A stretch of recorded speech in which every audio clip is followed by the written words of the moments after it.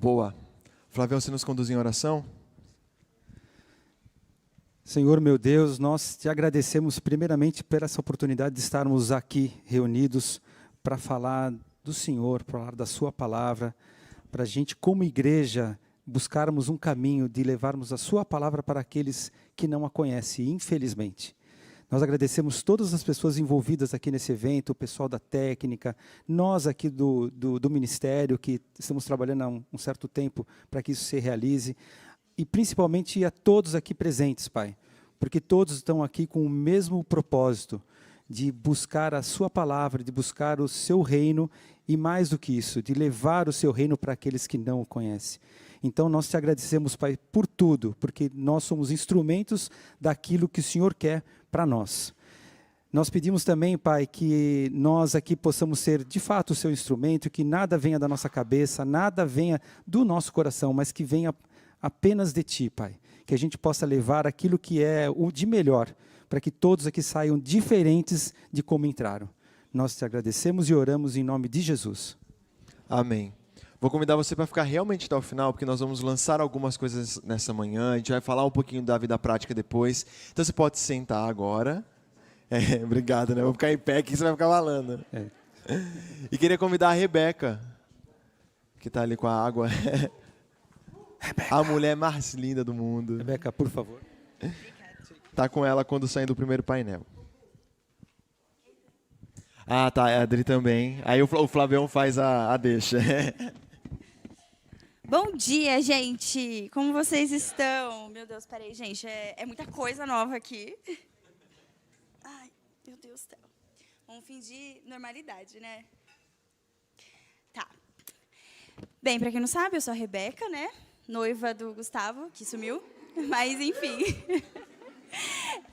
Ele tá aqui, não tinha visto.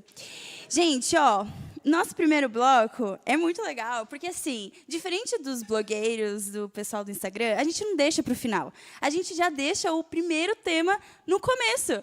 Então, se puder passar, por favor. Não a do... É mais um? O nosso primeiro bloco é Missões em Foco. Deus conta contigo. Então, assim, o primeiro bloco já é Deus conta contigo. A gente não vai deixar para o final. Nossa, o final. A gente fica até o final para você esperar a melhor parte. Não, a melhor parte já é o começo, gente. Então, ó, presta atenção, porque esse bloco vai ser muito legal. Vai trazer a responsabilidade da gente, como cristão mesmo, de fazer a missão em todos os lugares que a gente estiver, não só, né, nos países e afins. Bem, para esse primeiro bloco, a gente queria convidar aqui o pastor Robertinho. Cadê o pastor Robertinho? Ei, palmas! Seja muito bem-vindo, pode se sentar em qualquer uma das cadeiras. Ele é o pastor da nossa igreja, para quem não sabe. E ele é conhecido como o pastor do amor, porque ele é muito amável. Ele sempre, no final do culto, vai te dar uma paz, uma semana abençoada. Enfim, ele é muito importante para a gente. Ah, é verdade, semana vitoriosa. E o nosso segundo palestrante é o Gusti. Para quem não conhece, ele é da Vila Mariana. E ele é um missioneiro. Ele é um missionário, assim, de mão cheia, porque, gente, em todo lugar ele vai, ele não importa... Ele te conhece. Se você não conhece ele, ele te conhece, pode ter certeza. Mas esses são os nossos convidados. E vamos lá, então, para a primeira pergunta. Tem os microfones, as águas, se sintam à vontade. E, por vezes, eu vou direcionar a pergunta para algum, por vezes para outro, mas vamos... É um bate-papo, fiquem à vontade de cortar, acrescentar. Eu, como eu sou mais velho, né, eu anotei tudo e o Gu já tem uma memória melhor, né? Ah, ele anotou também. Muito bom. Gente, então, para esse primeiro bloco, eu quero começar com um versículo que vai ser chave para a gente bater esse papo, que é o 1 Pedro 2, 9 ao 10. Eu vou ler para vocês aqui, tá? Se vocês quiserem acompanhar, tudo bem. Vocês, porém, são geração eleita, sacerdócio real, nação santa, povo de propriedade exclusiva de Deus, a fim de proclamar as virtudes daquele que os chamou das trevas para a sua maravilhosa luz. Antes, vocês nem eram povo, mas agora são povo de Deus. Antes não tinham alcançado a misericórdia, mas agora alcançaram a misericórdia.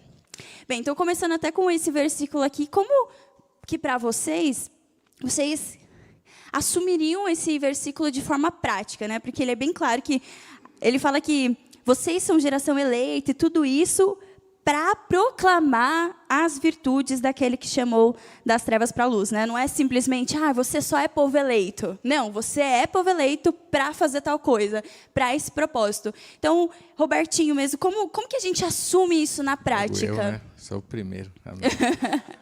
É assim, eu já vou pensando lá na frente, pela experiência, né? Vocês já viram, barba branca, o cabelo não está tão branco.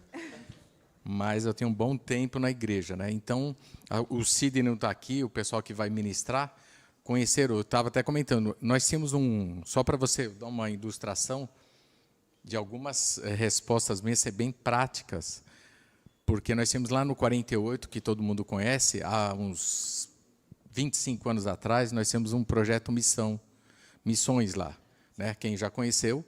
Então, lá, e as pessoas que estavam lá, que são os professores, eram todos top de linha. Todos.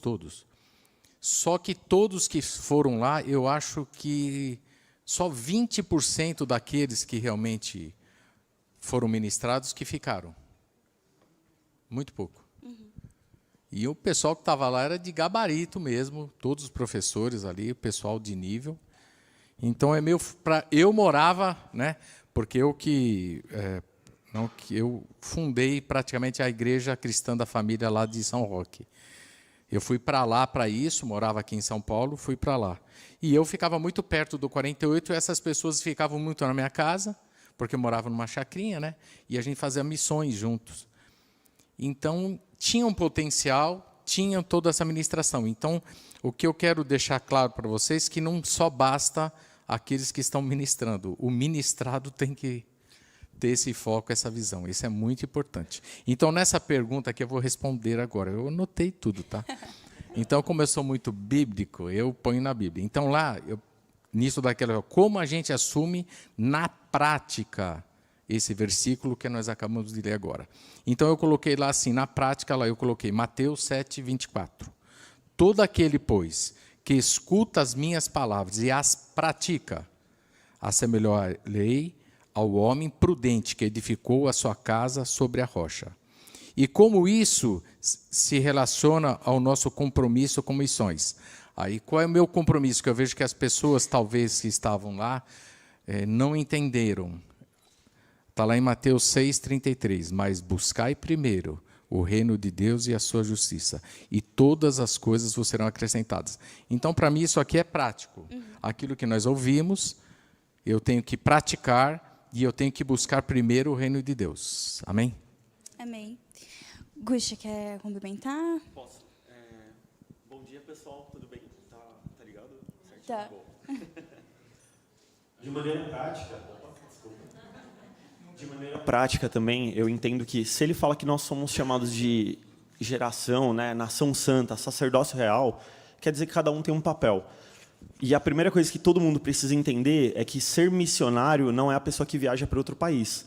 Ser missionário é a pessoa que entende a missão de Cristo na Terra. E que você também faz parte dessa missão de reproduzir e dar continuidade nessa mensagem. Se você pegar 2 Coríntios, capítulo 5, versículo 17 a 21... ele vai falar que existe um ministério, que é o Ministério da Reconciliação. Sim. Então, todo mundo aqui tem a missão e tem, assim, foi dado algo nas suas mãos para você ajudar a reconciliar as pessoas com Deus. Então, você precisa entender que você é missionário onde você está. Na sua casa, no seu trabalho, na sua escola. E ele fala, né, que nós somos chamados das trevas para a maravilhosa luz. Ou seja, você não vai praticar os atos das trevas que a galera pratica. Você tem um embasamento bíblico, você tem ali todo o ensinamento de Jesus e você vai colocar isso na prática. Eu sou um missionário itinerante. Não tenho um país fixo para ir, mas eu sou guiado por Deus todos os dias para algum lugar. Então, cumpro o meu trabalho, cumpro a minha carga horária, faço o trabalho com excelência, que também faz parte da missão. Na medida do possível, evangelizo as pessoas ali, mas o tempo todo demonstrando o quê? A presença de Deus, a condução do Espírito Santo. Então, quando ele fala que a gente foi chamado para ser um sacerdócio real, uma nação santa, quer dizer que a gente é muito diferente e a gente se purifica daquilo que é impuro. Então, no dia a dia, eu falo com as pessoas do amor de Cristo, não roubo, não mato, não fumo, não bebo, não estou fazendo nada que vai condenar meu corpo, não estou fazendo nada que vai condenar a vida da outra pessoa, mas, ao mesmo tempo, eu falo para ela as boas novas da salvação. Eu falo para ela sobre o Evangelho. Isso é a maneira prática de você viver esse versículo. Sim. De você entender que, se eu fui chamado por Cristo para ser um pequeno Cristo, né, o representante dele na Terra, quando as pessoas olham para a minha vida, elas enxergam algo do céu ou algo do inferno? A minha atitude, ela é boa ou ela é ruim? Mais um texto para fechar esse ponto, é Colossenses capítulo 3, versículo 16 e 17. Ele fala assim: habite ricamente no meio de vocês a palavra de Cristo, para que vocês aconselhem uns aos outros com salmos, com cânticos, com hinos, e ainda, para que vocês, seja em palavra ou em atitude, glorifiquem a Deus Pai. Então essa é a forma da gente viver esse sacerdócio real. Sim. A gente entender que eu não vivo pelo que eu acho, porque a nossa opinião não serve para nada. O que importa é o que a palavra de Deus diz. Se você vive de acordo com a palavra de Deus, aquilo gera transformação no seu meio. Agora, se você vive uma vida inconstante, ou você quer viver uma vida de metade de santidade e pecar gostoso, não vai funcionar. Você não vai conseguir ser essa nação santa, sacerdócio real.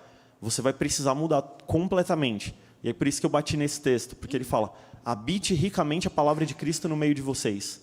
Se a gente não viver de acordo com a palavra de Deus, aquilo que a gente carrega como humano, como carne, aquilo com certeza vai perverter e vai criar alguma outra coisa que não é o Evangelho. E isso não vai gerar a transformação que precisa. Vou dar um exemplo, e aí eu fecho, porque senão falei demais. A mulher samaritana no encontro com Jesus em João 4. Ela ouviu Jesus revelar a vida dela, ela ouviu Jesus fazer a revelação sobre ele ser o Messias, sobre ele trazer ali a salvação, a água que ia jorrar para a eternidade. O que ela fez? Ela ficou sentada esperando ele pegar na mão dela? Não. Ela entendeu a mensagem, ela foi transformada, ela saiu e ainda pregou para a cidade inteira. A gente escuta a palavra de Deus há quanto tempo e o que a gente fez pelos outros? Quantas pessoas você já evangelizou? Ah, mas eu não fui chamado. Ah, porque eu não sei falar. A gente é muito bom em dar desculpa, porque tem várias inconstâncias na nossa vida. Agora, se a gente tivesse com as coisas resolvidas, a gente evangelizaria. Ah, rolou o Pentecoste lá em Atos. Não rolou Pentecoste todo final de semana. Então, por que a gente recebe a palavra todo final de semana e não tem transformação nem na nossa vida nem na vida dos outros? Então, para viver o Evangelho de forma prática, começo de novo com o texto de Colossenses 3,16. Habite ricamente a palavra de Cristo no meio de vocês. Pega a Bíblia, vê o que tem lá, absorve todo esse conteúdo e pede para o Espírito Santo te conduzir e ser usado igual Jesus era.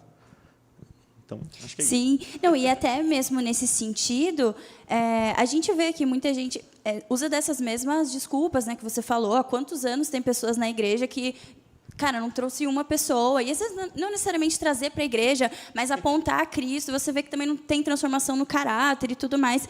Mas, nesse sentido, por que você acha que essas pessoas elas estão mais dispostas a assumir outros ministérios, sei lá, vou tocar um violão, vou fazer alguma coisa, do que propriamente dito, cara, vou falar a palavra, que é, como você disse, a grande comissão, né, de Cristo. Então, por que você acha que as pessoas elas estão dessa forma, né, fugindo para outros ministérios? Porque o ID ele gera desconforto. O ID ele pede para você sair do seu lugar e se doar. E as pessoas estão querendo viver só para elas. Elas olham muito para o umbigo. Ah, mas é que eu também tenho as minhas conquistas, eu tenho as minhas metas. A gente sabe, todo mundo aqui tem desejo pessoal, tem sonho, tem sua família, tem suas obrigações. Mas aí as pessoas procuram aquilo que é mais cômodo e mais confortável. É mais fácil ir para a igreja e bater cartão no domingo. Sim.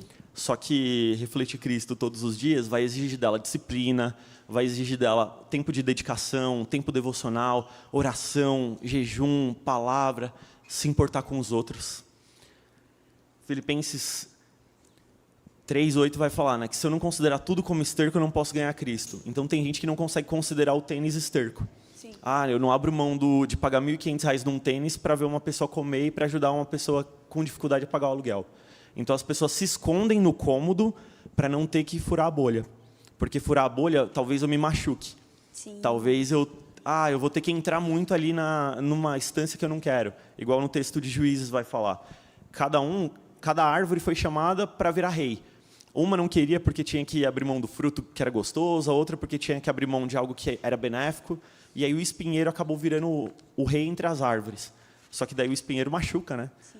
Então, quando a gente não tem esse espaço de sair da zona de conforto, o mal vai assumir um lugar que não é nosso. O Martin Luther King ele fala uma frase que eu gosto, que ele fala que Deus ele ficaria decepcionado em saber que nós, chamados para missões, escolhemos nos rebaixar a cargo de rei. Porque as pessoas querem o trono sentado bonitinho, confortável, com pessoas servindo elas, mas elas não querem servir. Nossa, é muito forte. E até a gente puxa para a próxima pergunta, que você, como pastor aqui, você consegue perceber esse movimento todo que o Gusti está falando? Das pessoas querendo, de fato, cargos, querendo essas coisas e querendo outros ministérios do que propriamente, né, sair evangelizar ou evangelizar na sua própria vida e tudo mais, Robertinho? Eu acho que a primeiro lugar, né, é bom ter, né, porque você vê, ele grava tudo. Eu tenho que ler, olhar, mas eu vejo assim, a culpa é da nossa igreja. Primeira igreja, assim, quando você entra aqui na igreja, você é a primeira vez, eu vou te apresentar tudo, né? Olha, tem um louvor lindo, a sala das crianças, ministério de jovens, porque é o nosso, porque você quer dar um conforto para as pessoas. Você não tem uma sala do evangelista. Sim. Nós não falamos de evangelismo para essas pessoas. Nós falamos o que nós temos, a nossa estrutura. Então, é culpa da nossa igreja. E, às vezes, não das pessoas. Então, nós não temos como uma indicação de falar, não, olha aqui, ó. Mas, ó, nós temos aqui o grupo de evangelismo que vai te cuidar de você, você vai aprender mais. Isso aqui é uma estrutura, mas o mais importante, talvez, não é dito para a pessoa, que ela tem que evangelizar aonde ela está. Então, eu acho que a culpa maior é da própria igreja e daquilo que a gente fala com as pessoas. Todo mundo aqui, né, qualquer igreja aqui, quando a pessoa entra, você não fala de evangelismo para a pessoa, você fala. Eu não falo, eu estou falando eu não falo. Eu vou falar da nossa... Por quê? Você vai dar uma estrutura para a pessoa ficar tranquila. Então, a gente deveria também falar sobre isso. Falar, ó... Nós vamos ter um grupo de evangelismo, você tem que se enturmar, você tem que falar, você sabe que você tem que proclamar o evangelho, você tem que sair daqui, mas o seu dia a dia tem que ser assim. O problema é que as pessoas, assim, a gente pensa em missões, eu só vou fazer missões se eu faço o meu dia a dia. Eu só faço alguma coisa na igreja do reflexo que eu faço durante a minha semana. Se durante a semana eu ministro, eu sou uma pessoa feliz, contente aqui, eu posso entrar, colocar um capuz diferente, uma máscara diferente e fazer diferente. Agora, se eu sou natural durante a semana, é difícil. Então, eu acho que nós temos que... As pessoas que entrarem na igreja, a gente tem que começar a ter a incumbência de falar sobre e pregar o evangelho. Não sei de qual maneira, mas a gente pode se propor a isso e todos nós estarmos empenhados de ministrar isso para as pessoas. Para as pessoas, senão ela vai entrar no louvor, e tá, e legal, bacana. Ana, vem aqui entregar folhetinho, tal, isso, aquilo. Ah, tá bom, é legal. Então, fica sempre em segundo plano o que é em primeiro plano. Que o mais importante é ir pregar o evangelho. E é muito engraçado porque, sim, tem a parcela, ao meu ver, tem a parcela de culpa da igreja, mas eu também vejo que as próprias pessoas, quando elas vão encontrar alguma igreja, quero mudar de igreja, elas ficam procurando, essa igreja tem um jovem bom, tem um grupo de jovens bom, essa igreja, ela tem uma estrutura, o louvor me agrada. Essas coisas, né, a gente vai vendo, igual você falou, uma estrutura, cara, aquilo que me conforta. Então, eu quero uma igreja que me conforta. Eu vou ter um louvor legal, a palavra eu curto, é na minha linha teológica. A gente sempre procura isso, mas a gente não pergunta. Essa igreja tem um ministério de missão? Essa igreja tem um ministério de evangelismo? Não, porque para a gente é irrelevante. Só que volta exatamente no que a gente tinha falado, que é o mandamento de Cristo. E, assim... Não estou falando que ninguém pode participar de ministério, gente. Não estou falando isso. Estou falando assim que o ministério também é para servir. E, na verdade, é para servir, né? Em segundo plano, a gente vem, se reúne e tudo mais. Mas o primeiro chamado mesmo é o ID. ID e fazer discípulos, né? Aí já está a resposta. Então, o ministério de louvor, ele tem que ter o ID dentro dele. Exatamente. As pessoas que entrarem no ministério do louvor têm que sair na rua, fazer alguma coisa. Jovens... Adolescentes, a mesma coisa. As crianças têm que ser ministrado isso para elas também. Já vai uma dica, né? Então a gente vai aprendendo, vai mostrar a nossa estrutura, mas a nossa estrutura tem que saber qual é a primeira visão da igreja. Exatamente. Amém? E os mais velhos também, né? Porque não é só porque é mais velho vai ficar parado ali no banco. Não, só vou receber, só vou... Gente, pelo contrário. Você que está mais velho de igreja, você tem que dar, né? Você tem que fazer. Mas até agora, caminhando um pouco na perspectiva de... Quando a gente não faz isso, de certa forma, a gente está desobedecendo ao Senhor?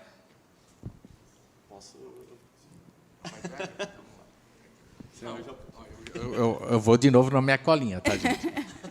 Eu não colava, tá, na escola, tá? Eu estudava.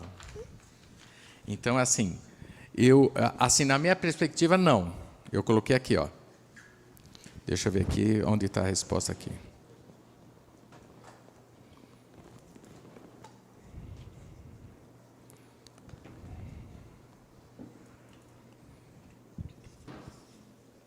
É que ela pulou as perguntas. Pulei. Não vale, gente. Eu sou aquele que vou na rotininha. Samuel tá ali. Glória a Deus, Samuel. Seja bem-vindo. Ele está viu? lendo também. Então puxa, aleluia. Obrigado, Jesus. Mas é dentro dessa perspectiva mesmo que a gente acabou de falar, sabe? Quando a gente não está fazendo isso na igreja, aliás, na nossa vida, né? A gente está, de certa forma, né, desobedecendo a grande comissão, né? Tá mais para o final, Robertinho. Tá para o final. Pode ir. Pode puxar. Vamos lá. Vamos voltar para a base bíblica, né? Se a gente está desobedecendo ou não a Deus, estamos. 1 Timóteo, capítulo 5, versículo 8, fala que se você não cuida daqueles que são da sua própria casa, você é pior do que uma pessoa incrédula e você negou a fé. Então, se eu não evangelizo nem dentro de casa, se dentro de casa eu não sou um exemplo, bola fora, pênalti, já está zoado. Então, você está desobedecendo. Um texto que me dá arrepio, eu falo assim, já dói a alma. Tiago 4,17. Sabendo, pois, que pode fazer o bem e não faz, está pecando. Tinha um copo ali no chão. Não fui eu que derrubei. Você não pegou? Amigão, subiu a régua. Já deu bola fora. Está desobedecendo a Deus. Percebe que no Evangelho, os princípios, eles são da gente viver em comunidade. Não da gente viver olhando para o umbigo. Então, se eu não evangelizo, quer dizer que eu não considero a palavra de Deus boa. Se eu não divido com as pessoas o evangelho, a verdade de Cristo, eu não considero que aquilo tem poder de transformação. Por quê? Morreu em mim. Jesus nunca deixou morrer nele a palavra. A palavra ela continuou e transformou a vida de todo mundo. Então, se você deixa o evangelho morrer dentro de você, eu te garanto que você está mergulhado no egoísmo e numa cegueira. E isso é grave, porque prova que não é o Espírito Santo que está conduzindo, é sua carne. Porque se o evangelho gerou transformação, eu volto no ponto da mulher samaritana. Você vai da porta para fora e vai tentar transformar uma cidade inteira. Uma nação, não sei até onde Deus vai te levar. Porque às vezes Deus te chamou para ser igual a Ezequiel. Num ponto, dentro de uma prisão, pregando para as pessoas ali. Ou às vezes Deus te chamou para ser igual a Daniel, para governar as nações e para ser um representante do reino. Então, sim, estamos desobedecendo a Deus. E até puxando aqui, Robertinho, para dessa parte, que como o Gusti falou, né? Cristo ele tem isso muito latente, né, na caminhada inteira dele. Então, o tempo todo ele está fazendo isso. E você observando a palavra e tudo mais, o quanto que você acha que isso foi constante na vida de Jesus? Você que acabei falando antes, né, que é latente. Vou responder um pouquinho antes. Eu falo assim, você desobedece a Deus? Não. Se você não conhece a palavra, não. Agora, conhecendo, então, eu sou muito bíblico, tá, gente? Então, assim, ó, o que Jesus fala para quem conhecia a palavra, está lá em Mateus 22, 29. Jesus, porém, respondeu e disse, errais, não conhecendo a Escritura nem o poder de Deus. Então, muitas vezes, você não conhece mesmo a Escritura e nem o poder de Deus. Então, você não erra, você não conhece. E o conhecer, a gente, como foi o primeiro tema, é a prática da palavra. Então, quando Jesus falou aqui para eles, eles conheciam a Bíblia.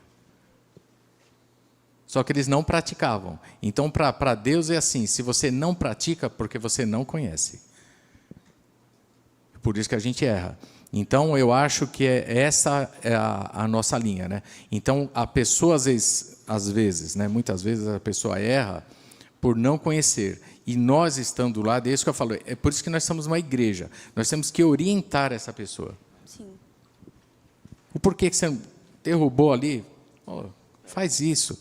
Mas com amor, né? Tem que ter amor, tá? Então, tem que ter muita dedicação. Então, eu acho isso, voltando àquela expectativa lá, como você falou, olhando Jesus e seu ministério, não é? É. Você colocou isso aqui.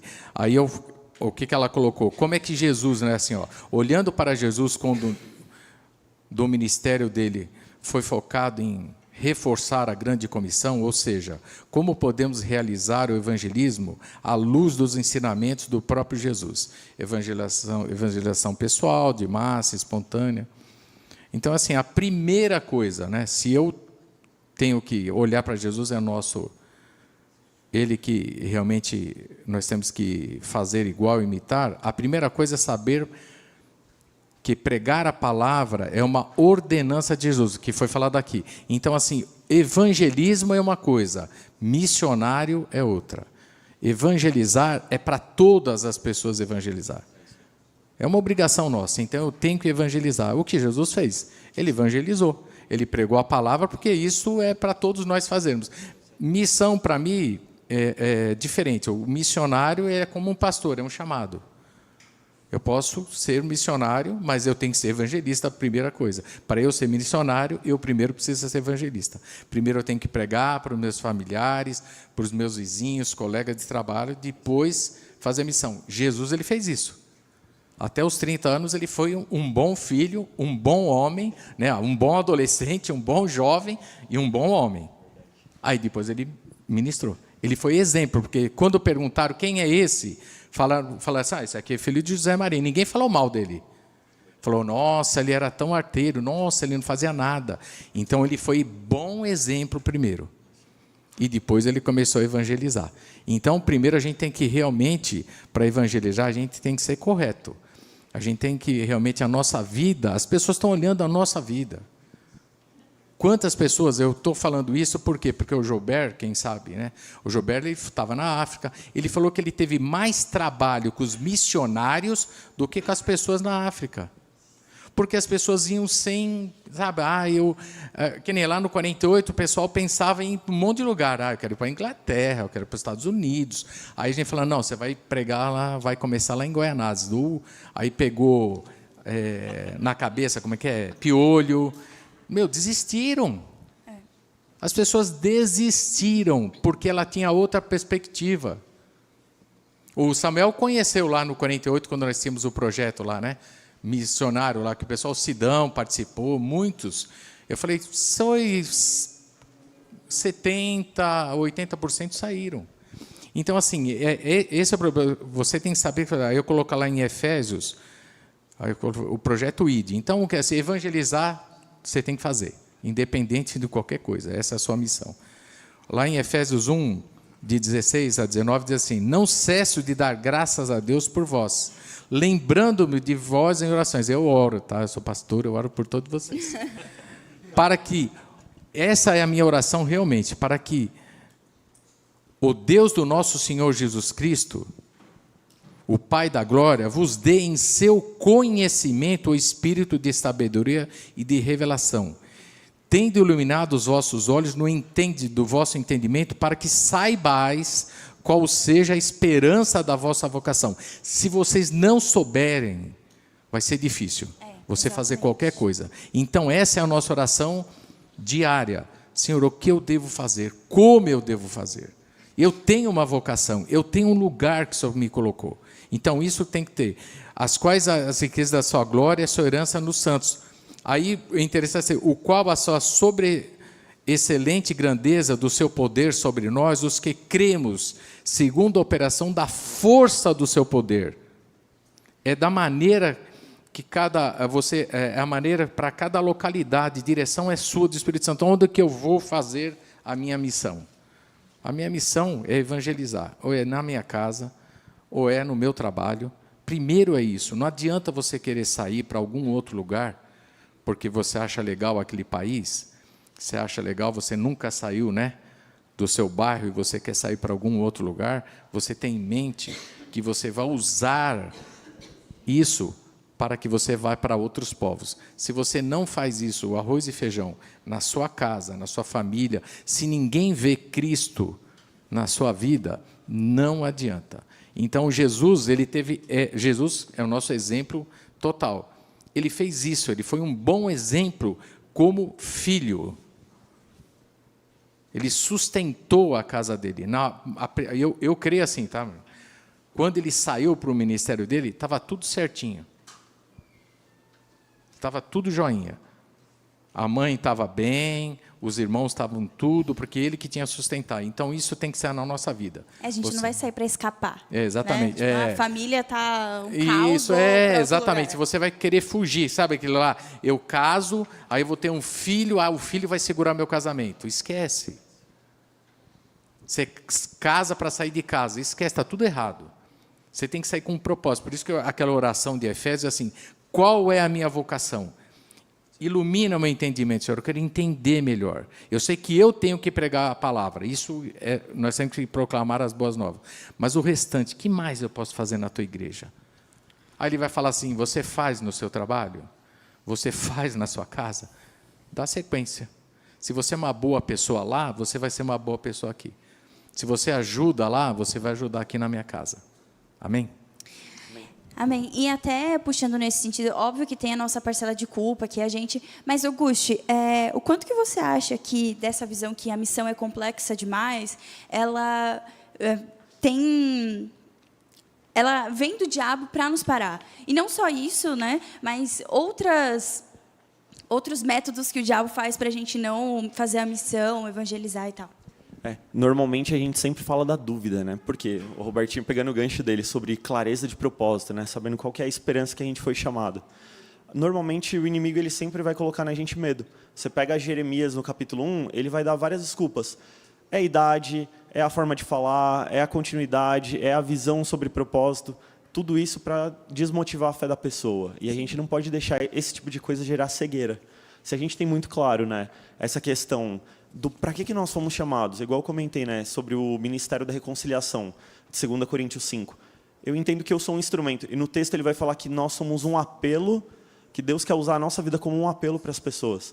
Isso ajuda a gente a combater as mentiras. Sim. Então, o Salmo 119 ele vai falar que eu escondi a tua palavra no meu coração para não pecar contra ti. Se eu tenho muito claro a verdade da palavra de Deus, eu não vou dar espaço para a mentira do diabo. Sim. Então, porque hoje o maior problema é a pessoa, ela dá muito crédito para um vídeo do TikTok, para uma besteira que ela escuta, e ela esquece de olhar a identidade dela em Cristo. Isso coloca em xeque-mate o propósito, a missão, o ministério.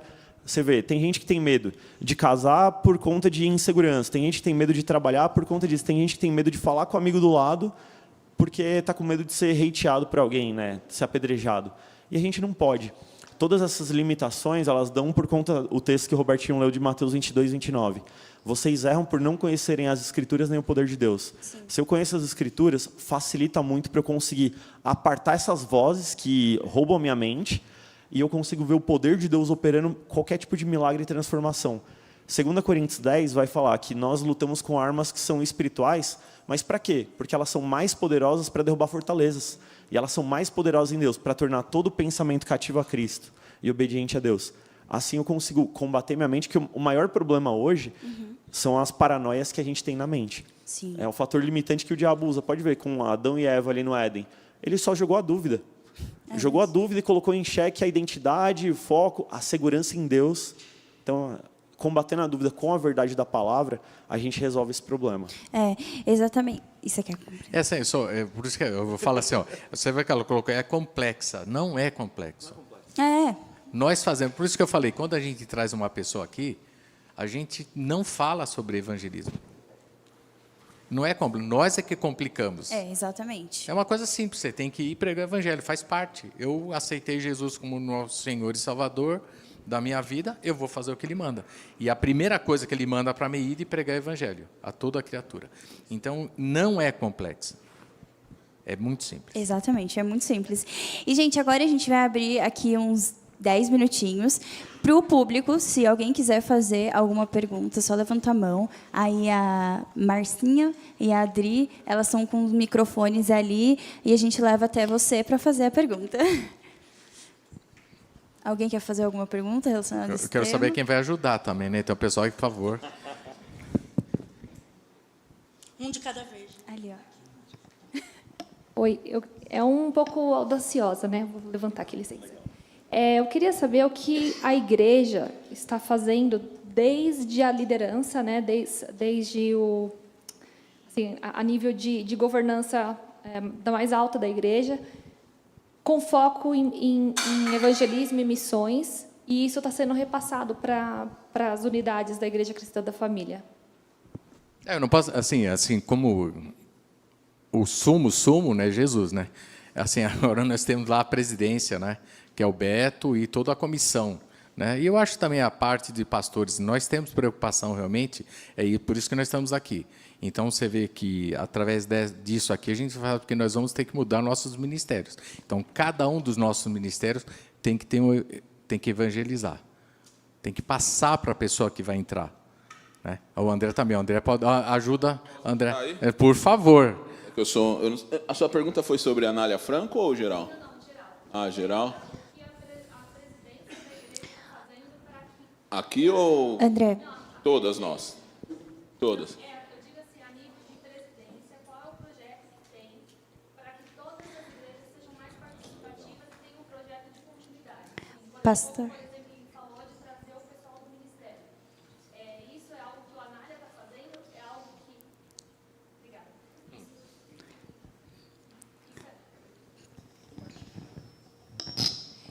Isso é algo... vou repetir, que eu não sei quem ouviu.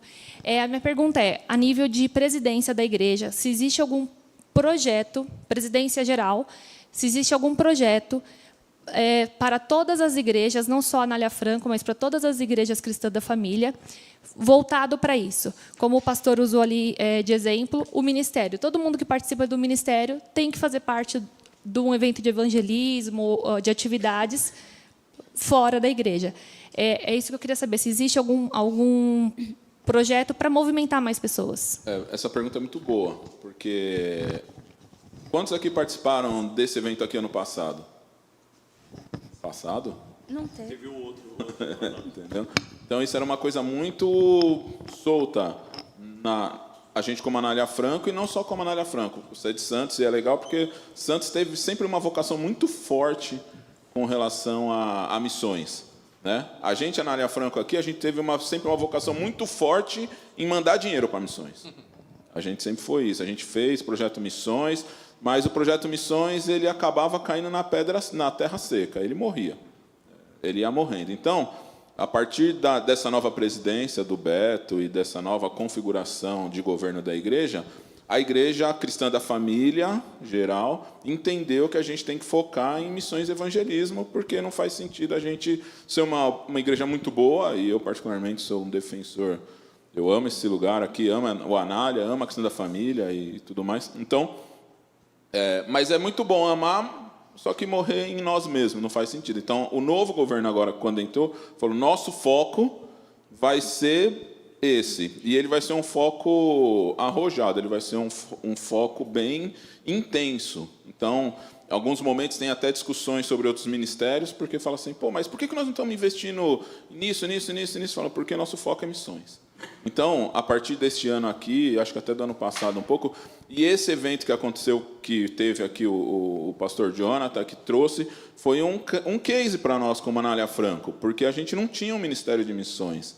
Então, as missões aconteciam on demand, então a gente não provocava, e o pessoal está aqui, pode me corrigir, a gente não provocava missões, entendeu? A gente era provocado e com passivo a gente cuidava, fazia o que tinha que fazer.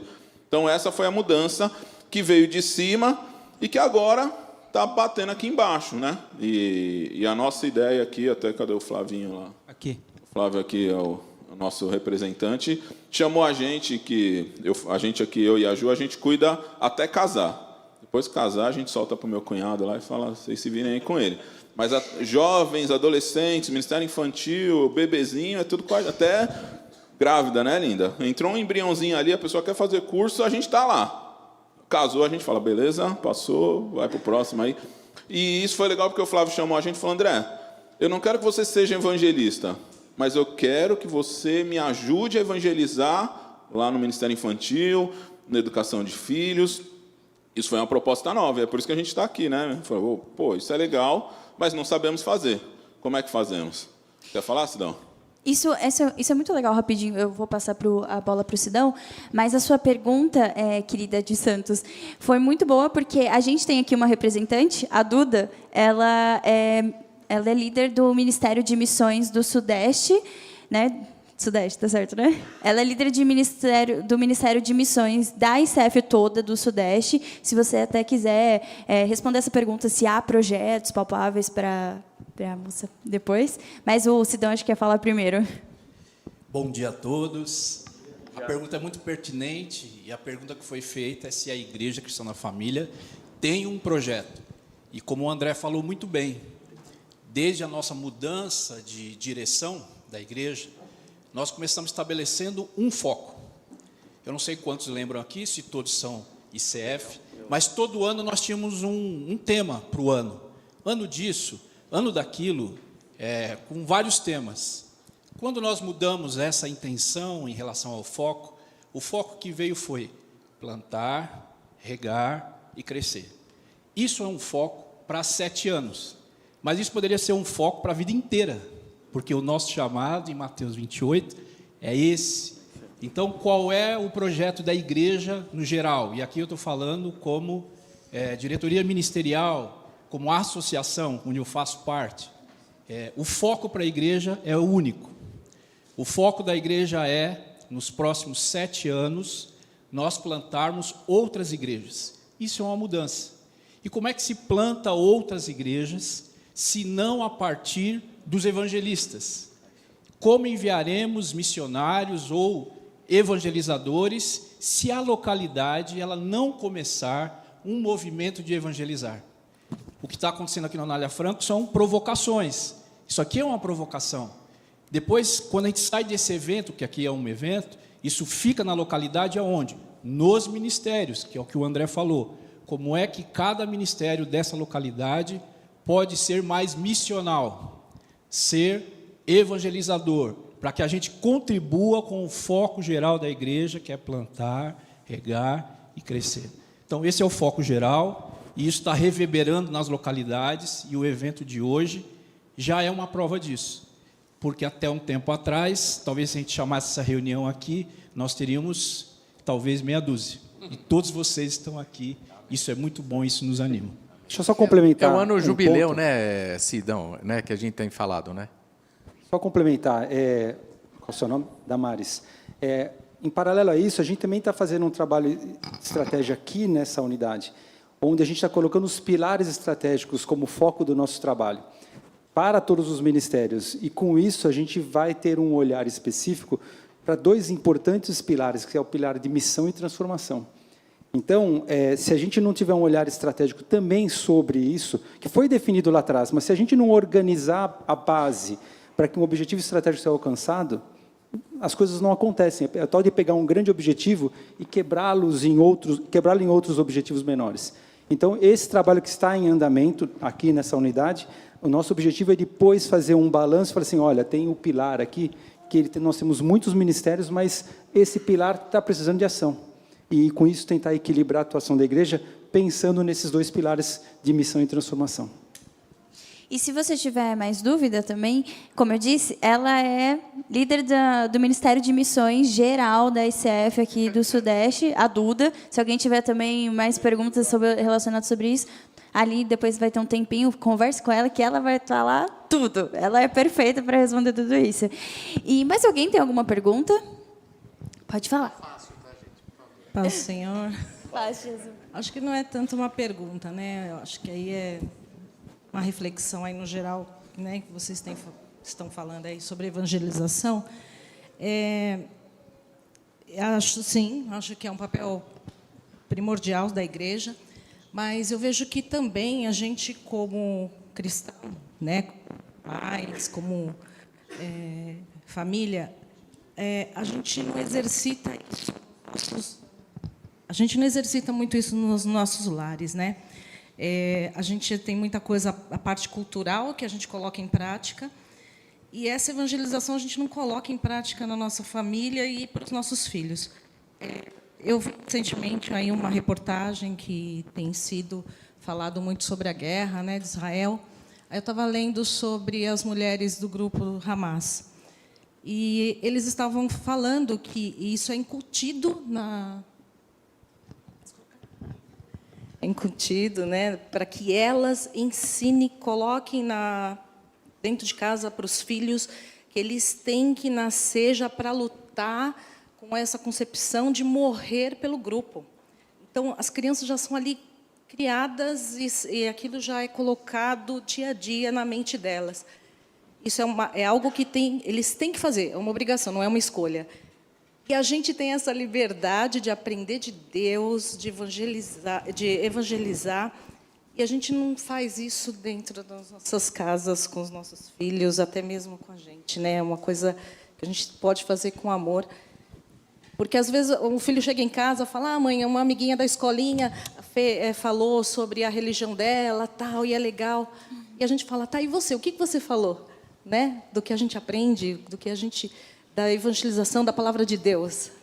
Às vezes a gente não incentiva isso dentro dos nossos lares, dos nossos filhos. Evangelizar. Né? Então, acho sim que é importante, a gente aprende isso exatamente na igreja, mas o que a gente faz em casa. Exatamente. Isso não é uma coisa natural. Exatamente. Só para finalizar tudo isso, é muito bom, muito engraçado, porque o Gustavo ele costuma falar que a gente precisa evangelizar os nossos filhos, né? Os nossos filhos, eles não nascem já cristão, não. A gente precisa evangelizar, e não só eles, mas como toda a nossa família. E finalizando esse bloco, a gente não precisa ir para fora do país, sendo que tem Guaianazes, ou tem o outro lado da rua. Não precisa ir para lá, né? A gente já precisa começar daqui. E é por isso que o tema é Deus conta contigo. Então, independente de onde você estiver, independente de trabalho, de estudo, de igreja mesmo, do que você fizer da sua vida, Deus conta com você para levar a palavra dele. E não é porque Deus precisa de você. Deus não precisa de ninguém. Mas ele conta, e é um prazer trabalhar com o Senhor. É um prazer ter esse momento de fazer parte da obra dele. Que ele não precisa de você, mas ele conta contigo. Então, esse foi o nosso painel de agora. Só para encerrar, né? A gente tem que aprender assim, ide, pregar o evangelho. Mas ele fala para a gente fazer o quê? Discípulos. Se nós estamos fazendo discípulos que não estão entendendo o que é evangelizar, nós estamos errando. Nós temos que fazer discípulos. E os nossos discípulos não estão entendendo o que é evangelismo. Amém?